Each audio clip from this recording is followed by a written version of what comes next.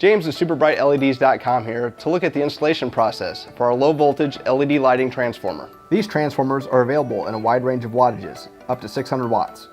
For this installation, we will be using our 75 watt transformer with built-in timer. With the cover removed, mark and drill the pilot hole for the top mounting screw.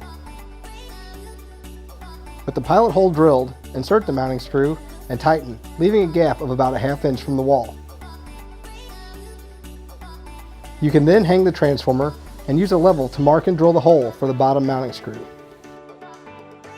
With the mounting screws installed, you can attach the transformer and tighten the screws to secure it in place. You can then remove the desired knockout to run your low voltage wire to the transformer. Depending on your LED product's voltage range and the length of your run, you can wire your lights up to either 12 volts, indicated by the blue markings, or 15 volts, indicated by the red, and connect your negative to finish the wiring. To set the timer, rotate it to the current time of day. Adjust the dip switches to their inner position to illuminate during that time, and to the outer position for them to be off. If you will be using a dusted-on sensor, install it in the knockout on the right side. Unplug the jumper wire and plug in the photocell.